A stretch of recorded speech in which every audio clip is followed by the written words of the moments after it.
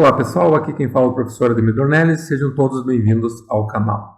Continuando a nossa oitava videoaula da série de laboratórios práticos de instalação e configuração de serviços de rede na distribuição Debian Linux versão 10, nós vamos configurar o Bind 9, que é o software que utilizaremos para implementar os servidores DNS Master e Slave.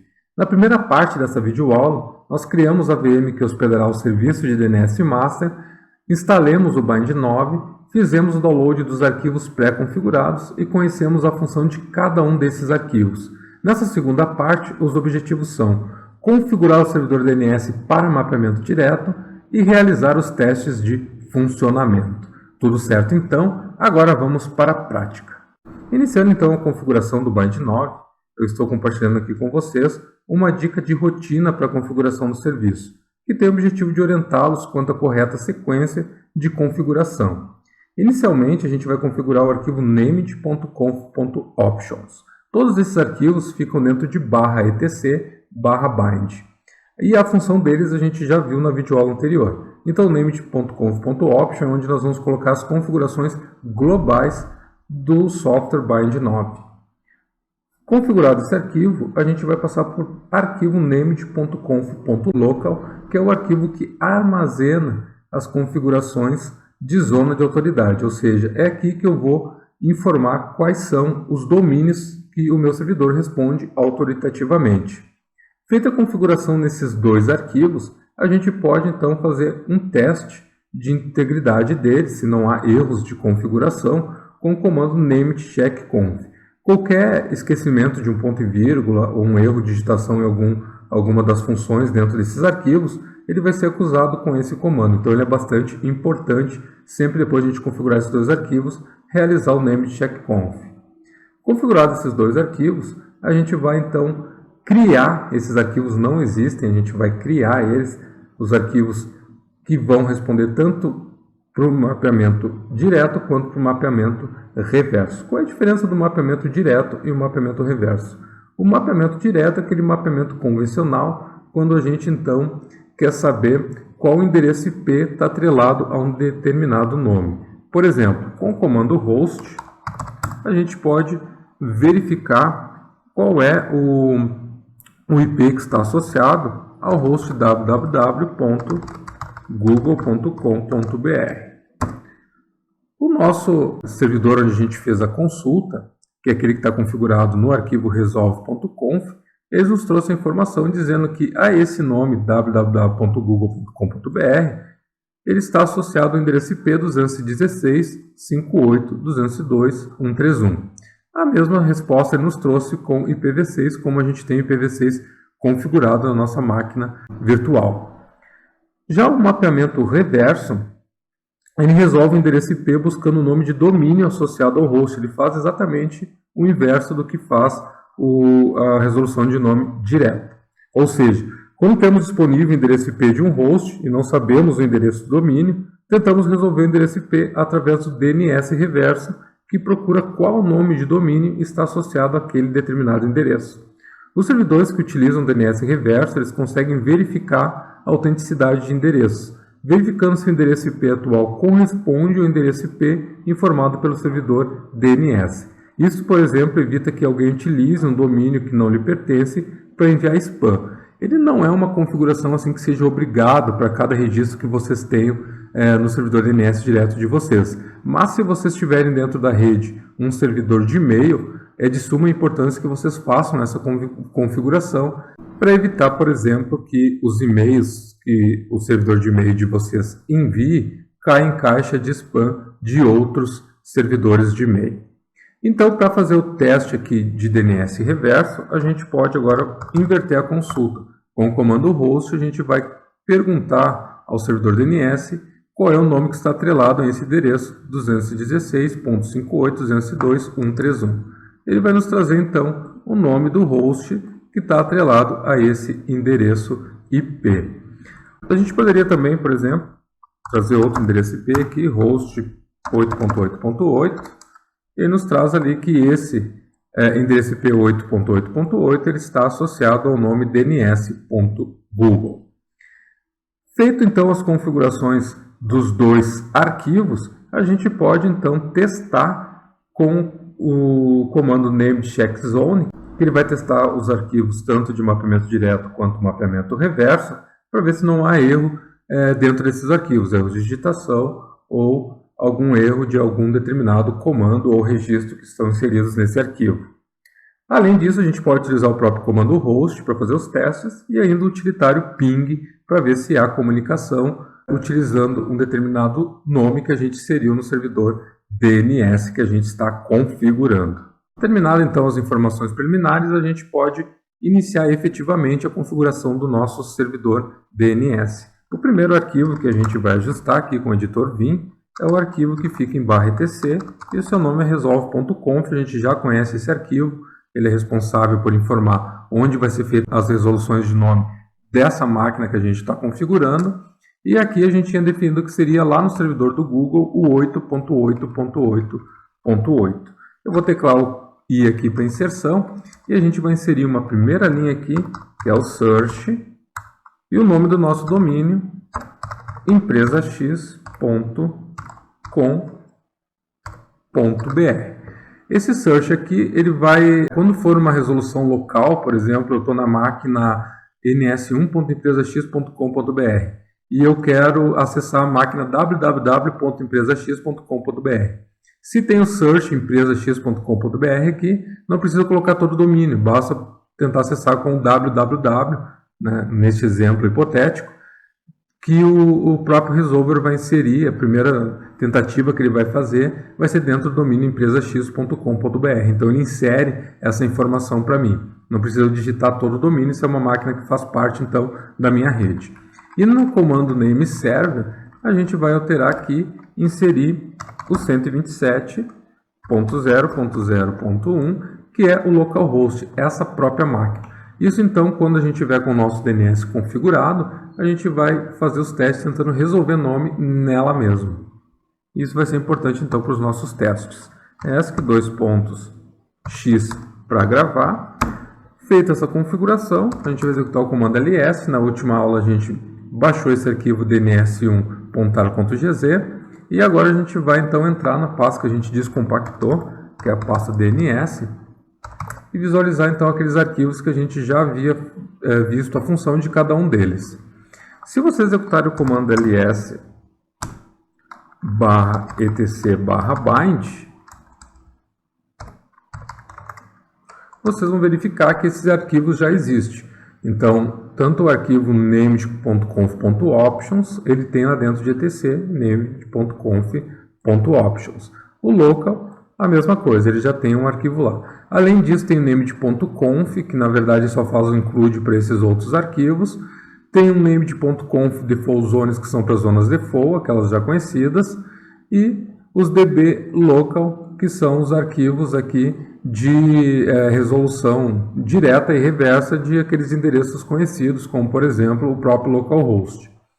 Então, o que a gente vai fazer agora? A gente vai iniciar pelo named.conf.options, enviando esse arquivo lá para dentro, substituindo o original da instalação. Essa configuração aqui do options, primeiro eu vou fazer a cópia aqui, cp/named.conf.options, e vou enviar lá para dentro do diretório /etc/bind. Agora a gente pode então editar o arquivo /etc/bind/named.conf.options. O que ele tem aqui que eu já inseri?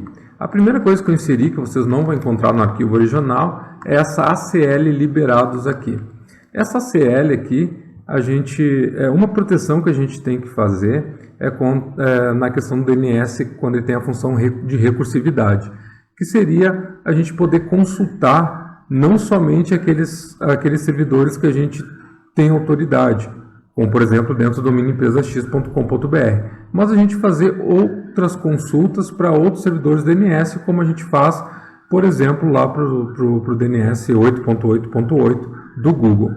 Isso a gente deixar aberto para que qualquer pessoa, qualquer usuário de qualquer outra rede possa fazer essa consulta, não é muito interessante. Então a gente pode limitar. Aqui eu coloquei um exemplo hipotético, seria uma rede qualquer aqui, que a gente está liberando. Se eu tiver mais de uma rede dentro da minha rede local, eu poderia estar definindo todas elas aqui. O localhost, que seria a própria máquina, ela pode fazer consultas recursivas. E o localnet são aquelas redes que são conhecidas pelas minhas interfaces de rede, que estão configuradas. Neste caso aqui, o 172.16.10/24. Então, se eu não tenho outras redes, o localhost e o localnet já nos resolveria o problema aqui para a gente fazer as consultas de recursividade da nossa rede local. Se eu tenho outras redes, eu posso inserir aqui, como eu fiz, um exemplo aqui. E se eu tiver mais, eu posso colocar cada uma das minhas redes e depois, não esquecendo do ponto e vírgula, para finalizar, como está no exemplo que eu coloquei aqui em cima. Depois a gente abre as configurações de options aqui, e a primeira linha é onde que vão estar os arquivos DBs que a gente vai configurar na sequência. Então aqui, por padrão, ele joga lá em /var, /cache, /bind.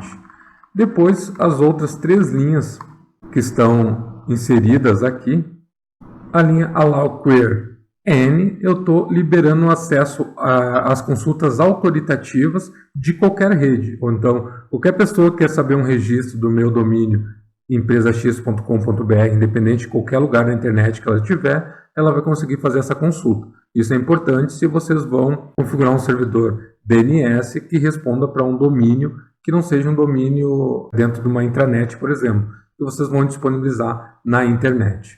Depois, a recursividade e o acesso ao cache, eu estou liberando somente para aqueles que estão na minha CL liberados lá em cima, que seria para as redes que eu estou definindo aqui então.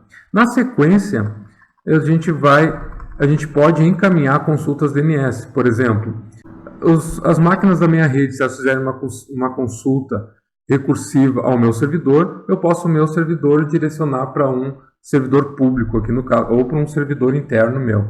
Neste caso, eu estou fazendo esse reenvio aqui, esse redirecionamento para o servidor DNS do Google 8.8.8.8. Então aqui fica um exemplo de encaminhamento de consultas DNS.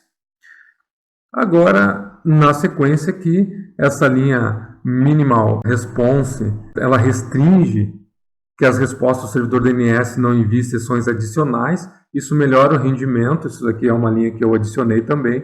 Ela não vem por default no arquivo padrão do Bind 9. Assim como a linha que eu comentei aqui para vocês, que esconde a versão do Bind 9. Então é importante que vocês não deixem a versão assim muito à vista. Se alguém fizer uma consulta com o próprio comando host, comando nslookup,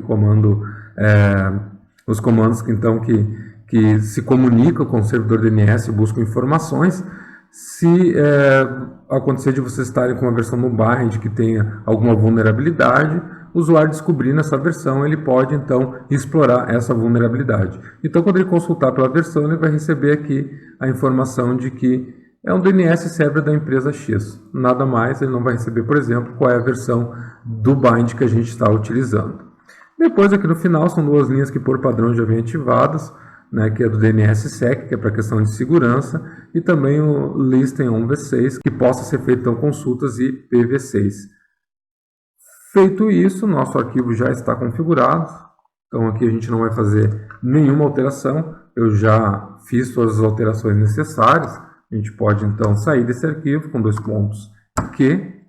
E aí então a gente vai fazer agora a cópia do segundo arquivo, que é o named.conf.local, que é onde a gente vai então definir a zona de autoridade que a gente administra. A gente vai enviar esse arquivo aqui para dentro de etc bind para substituir aquele original que está lá então, que é esse named.conf.local. Feito isso, a gente pode editar com o editor vim /etc /bind named.conf.local. E aqui então o // ele define um comentário. Essas linhas elas são apenas comentários do arquivo. E aqui a gente define então a zona que a gente administra. No caso, empresax.com.br, o nosso domínio. Na próxima linha é o tipo de função que o nosso servidor vai exercer. Neste caso é do tipo master, ou seja, ele vai ser um servidor DNS primário. E aqui o arquivo onde vão ser salvas as configurações referentes à minha zona de autoridade, que é aquele arquivo db.empresax.com.br. Esse nome aqui poderia ser qualquer nome. Eu tenho a mania de colocar assim o db. O nome do domínio, que é para padronizar, principalmente quando a gente administra mais de um domínio. Então, para cada um domínio, a gente vai criar um arquivo e fica mais fácil de identificar. Depois, essas 3 linhas a gente vai comentar na próxima videoaula, que vai ser sobre DNS secundário. E por fim, a gente vai fechar as configurações. Abre lá na chave de cima e fecha aqui na chave de baixo com ponto e vírgula, finalizando. Então, na verdade, para a gente definir a nossa zona de autoridade, são necessárias somente essas 4 linhas. A linha que define a zona, o tipo, o arquivo e, por fim, lá embaixo, a que fecha. É bem simples o arquivo, não tem muito mistério na configuração dele. As próximas linhas a gente vai ver na sequência, depois a gente retorna nesse arquivo para configurar a zona reversa. Então, 2 pontos Q para sair, e a gente agora pode fazer o teste de configuração. Aqui os arquivos já estavam pré-configurados, mas caso você esteja digitando aquelas linhas para treinar, por exemplo, a configuração, é importante que sempre que alterar ele, execute o comando nemit check conf. Então esse comando aqui, se ele não retornar nenhum erro, é que não há problema de configuração. Eu vou mostrar aqui um exemplo de como que ele procederia. Eu vou tirar o ponto e vírgula aqui da nossa zona de autoridade, deixa eu salvar X e vou executar de novo aqui o name checkconf. Pode ver que ele me disse que tem um erro de configuração na linha 11, possivelmente falta um ponto e vírgula. Então, olha só que bacana, né? Esse comando aqui, ele nos auxilia na configuração desses arquivos. Vou retornar lá, entrar em modo inserção, vou colocar o ponto e vírgula novamente aqui, ESC 2 pontos X para gravar e vou executar novamente o name checkconf. Agora eu não tenho mais o erro que ele acusou anteriormente. Feito isso, então, a gente pode partir para os nossos arquivos de configuração de registro, começando pelo db.empresax.com.br, que é responsável pelo mapeamento direto. Então, a gente vai fazer uma cópia dele, db.empresax.com.br, lá para dentro do diretório /var /cache. Notem que agora muda, né? Não é mais no /etc, /bind. Por que dentro desse diretório? Porque é o diretório que está configurado lá dentro do nosso arquivo /etc /bind /named.conf.options. É onde está definido então o diretório onde vai ficar os arquivos referentes às configurações da nossa zona de autoridade. Então, aqui define obrigatoriamente esses arquivos onde vão armazenar as configurações, eles vão ter que estar dentro desse diretório var/cache/bind. Copiado, então, a gente pode editar esse arquivo. vim /var/cache/bind /db.empresax.com.br.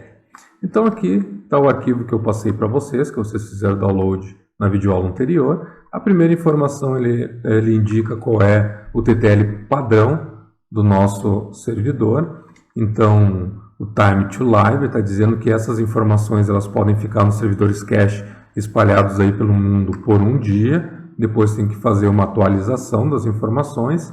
E aqui então inicia a configuração da nossa zona de autoridade. Esse arquivo aqui então ele guarda todas as informações referente ao domínio que a gente responde autoritativamente, aquele que a gente inseriu lá no arquivo named.conf.local. O arroba indica então o domínio, empresax.com.br, poderia substituir o arroba pelo empresax.com.br, e depois a gente está informando que a gente vai inserir registros do tipo IN, ou seja, internet. Há vários tipos de registros IN que a gente pode utilizar dentro desse arquivo. Por exemplo, o SOA é o início de zona de autoridade. Então, é nesse registro que a gente vai inserir as informações referente ao domínio que a gente administra. Além do SOA, a gente pode adicionar o registro tipo A, que é o mapeamento de nome para endereço, é o mais comum. O A, então, é para IPv4. O Quad A, que é os 4 As, né, que faz o mapeamento de nome para endereço também, só que para IPv6. O PTR faz o mapeamento de endereço para nome, é para o DNS reverso, então, que a gente vai configurar posteriormente. O MX, ele corresponde aos servidores de correio eletrônico, e então a gente pode inserir domínio e prioridade no valor referente a esse registro. O CNAME é um nome canônico, ou seja, quando a gente quer colocar um apelido para um determinado registro que já existe. O HINFO, que são informações sobre o computador, eu posso colocar informações textuais sobre recursos de hardware e de software em um determinado registro que eu inseri no meu servidor DNS. E do tipo TXT, então, são informações textuais, informações de uso geral. Voltando no arquivo aqui, então, o primeiro valor, eu estou indicando, então, que o domínio ao qual a informação registro SOA se aplica é o domínio empresax.com.br. E aí, então, eu estou informando qual o computador que armazena essas informações, que é o próprio nosso servidor DNS primário, ns1.empresax.com.br. Não pode esquecer do ponto no final, que indica a raiz, ou seja, é esse nome a partir da raiz de serviços DNS, ou seja, a partir do topo mais alto. Se eu não colocar esse ponto, ele entende que é esse nome mais o domínio empresax.com.br vai dar erro no arquivo de configuração de vocês. Depois seria o e-mail do administrador do serviço de DNS. Aqui está faltando um X ali, deixa eu só acrescentar, acrescentem aí também no de vocês. Poderia ser o sysadmin, né, o administrador de rede, ou a pessoa responsável pelo serviço. Aqui o exemplo seria admin@empresax.com.br, mas não vai o arroba, é um ponto mesmo. A interpretação, quando alguém consultar para saber quem é o responsável pelo DNS, vai esse e-mail aqui para que ele possa entrar em contato. E aqui então inicia as minhas configurações de zona de autoridade. O primeira informação, que é o serial, ele vai nos trazer aí, vai nos indicar a versão do mapa. Todo servidor secundário, né, como a gente vai configurar na próxima videoaula, ele tem a função de entrar em contato com o servidor primário regularmente para verificar se houve alguma mudança nos mapas descritivos, ou seja, aqui onde a gente vai inserir os registros. Então, cada vez que eu insiro um registro aqui, é necessário que esses registros eles se repliquem lá para o servidor secundário. E caso a versão do mapa existente no servidor primário ela seja maior do que a versão que já existe lá no secundário, então ele vai realizar uma transferência de zona. Ou seja, qualquer informação que eu alterar aqui, eu preciso alterar esse valor de serial para que o meu servidor secundário possa, então, verificar que houve uma alteração, houve um novo registro inserido, ele tem que replicar isso para lá. Se eu não alterar, ele nem vai fazer a consulta, ele já vai fazer a desconexão diretamente do meu servidor primário. Então, isso aqui é bastante importante. Tá? O que eu costumo usar como padrão aqui? O ano, o mês, o dia e aqui então a versão do dia. Então é a primeira alteração do dia 18 de dezembro de 2019. Se você seguir esse padrão, sempre vai ter um valor mais alto no serial de vocês, ou seja, cada vez que alterar, altera ali a informação e automaticamente quando o servidor secundário fizer uma consulta no servidor primário, ele vai ter essa informação alterada e vai fazer então a transferência de zona. Na sequência aqui eu tenho a informação de refresh. O que o refresh significa? É o tempo que o servidor secundário deve checar essas atualizações. Então de 3 em 3 horas ele vai conectar o meu servidor primário, verificar se houve uma mudança de serial. Se não houve uma mudança, ele desconecta, não precisa fazer nenhum tipo de operação aqui para transferência de zona. A próxima informação, que é o retry, ele vai então informar o tempo que o servidor secundário aguarda por uma resposta do servidor primário antes de indicar uma falha. Então, de 15 em 15 minutos, se ele tentou conectar. Vamos lá. Passou 3 horas, ele conectou com o meu servidor não responde. daqui 15 minutos ele tenta conectar novamente. Não responde, daqui 15 minutos ele tenta conectar novamente. E ele vai ficar tentando até o tempo que eu defini aqui na próxima linha, que é o tempo de expire, ou seja, o tempo que o servidor secundário vai esperar para então entender que o servidor primário não existe mais. Aqui está uma semana, então, recordando, de 3 em 3 horas ele conecta e verifica se teve alteração. Isso é o funcionamento normal. Tentou conectar, não conseguiu, de 15 em 15 minutos o secundário vai ficar tentando até conseguir uma conexão, uma resposta do servidor primário. Se ele não conseguir, se esse primário, por exemplo, foi tirado fora do ar, em uma semana ele vai entender então que esse cara não existe mais. E aí ele pode descartar as informações. Isso é o bacana, né? O servidor secundário descarta automaticamente as informações caso ele entenda que o servidor primário não exista mais. Por que isso? Porque vocês podem ter vários servidores DNS secundário em outras redes, e é importante que estejam em outras redes, já que ele vai fazer um serviço de redundância, espalhados em diversos locais. E se caso vocês tirem esse servidor primário do ar, vocês teriam que ir em cada um desses secundários e remover as configurações. Para isso, então, esse tempo aqui é definido. Então, se eu tirar do ar, aqui eu defini uma semana. Em uma semana que ele não conseguiu mais resposta, todos os servidores secundários automaticamente descartam as suas configurações e eu não tenho mais nenhum servidor secundário configurado respondendo pela minha zona de autoridade.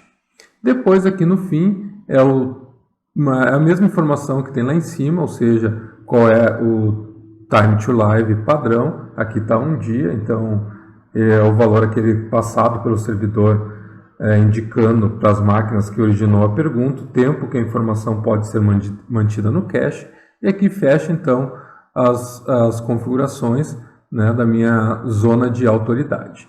E agora começa então os registros. Como a gente já viu os tipos, aqui o primeiro registro indica qual é o meu servidor DNS primário. Então, @INNS, e o meu servidor primário é ns1.empresax.com.br, ou seja, esse servidor DNS que a gente está configurando. Depois aqui eu deixei comentado, o ponto e vírgula ele comenta nesse arquivo, eu deixei comentado um exemplo de registro tipo MX, que é para servidores de e-mail. Então, se vocês têm servidores SMTP dentro da rede de vocês vão ter que inserir essa informação aqui no servidor DNS, que é o registro MX, e aqui qual é a prioridade desse servidor se vocês tiverem mais de um servidor. Aqui eu estou informando que seria, né, o mail.empresax.com.br, e se caso vocês inserirem essa informação, tem que inserir um registro aqui embaixo dizendo qual é o endereço IP desse servidor. E agora a gente começa então os nossos registros. Primeiramente, eu deixei comentado aqui, né, os servers, ou seja, o meu servidor Firewall. Eu estou inserindo um registro do tipo A, lembrando o que é o tipo A, mapeia um nome para o endereço IP. Então aqui 172.16.1.1 é o endereço que está atrelado ao nome firewall.empresax.com.br. Um exemplo de CNAME, eu estou indicando aqui, como o DHCP está dentro do Firewall também, eu disse que o DHCP ele é um apelido para o Firewall. Quem é o Firewall? Firewall é 172.16.1.1. E aqui eu também já estou inserindo o nosso registro do NS1, eu estou mapeando ele para o IP 172.16.1.2. Aqui embaixo a gente tem as configurações que mapeiam então o nome para o endereço V6 deles. Então, Firewall, os 4 As e o endereço IPv6, 2001 DB8 AK de café 1. A mesma coisa para o nosso NS1. E por fim, as nossas workstations, né? O WS Linux, ele mapeia para o IP 172.16.1.100 e o WS Windows para o IP 172.16.1.101. Depois vocês podem inserir também aqui o V6 dessas máquinas. Feito isso, então, a gente já tem alguns registros. Depois, quando a gente for inserir novos servidores na nossa rede local virtualizada, a gente vai inserindo os registros aqui para que a gente possa, então, verificar como que seria o processo de inserir novas informações dentro desse arquivo. ESC, X para gravar, e a gente pode então testar as configurações com o comando named -check zone. Esse comando, diferente do checkconf, a gente tem que passar alguns parâmetros para ele. Por exemplo, qual é o meu domínio? Espaço, qual é o arquivo de configuração? /var, /cache, /bind, /db.empresax.com.br. Enter, ele vai rodar o serial e, se nada tiver errado, ok. Se tivesse alguma coisa errada, assim como eu mostrei no exemplo checkconf, ele ia mostrar aqui e não ia dar o ok. E aí vocês teriam que corrigir isso. Tudo certo, tudo configurado, a gente vai testar então agora o nosso resolução direta de nomes aí. Vamos reiniciar o serviço, systemctl, restart, bind 9, serviço subiu, podemos verificar o status do serviço. Ok, tudo certo, nenhum erro, ativo rodando. Agora então a gente pode testar com o host algum nome que a gente inseriu lá dentro. Host ns1.empresax.com.br. Ok, ele me trouxe que empresa X é um 721612 e que também tem configurado um V6. A mesma coisa eu poderia colocar aqui pelo nome Fire, que a gente já configurou lá também.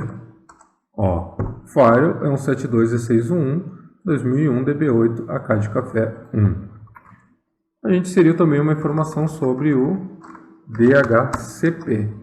Olha lá, ele nos trouxe a informação dizendo que ele é um alias para o nome Fire e que o Fire, o endereço é um 721611 e também o V6.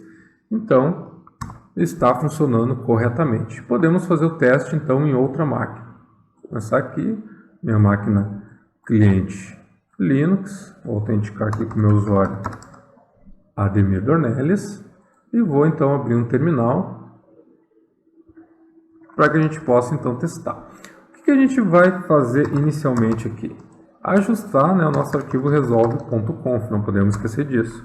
Então vim/etc resolve.conf. Aqui a gente vai apontar então com insert para o nosso servidor DNS. Agora é ele que vai fazer a resolução de nomes dentro da nossa rede. Então vai o IP do servidor DNS 172.16.1.2. Além disso, eu posso inserir aqui o search empresax.com.br ESC:*x para gravar. E agora a gente vai fazer o teste. Host ns1.empresax.com.br nos retornou, fez a consulta lá, perfeito, está funcionando. Podemos enviar para o nosso servidor um ping a partir do nome, nos responde, tudo funcionando corretamente. Podemos testar aqui com host com a opção para outro nome, né, o Fire, por exemplo, nos respondeu. Posso enviar um ping. Ok, está funcionando corretamente o nosso serviço de DNS com a resolução direta.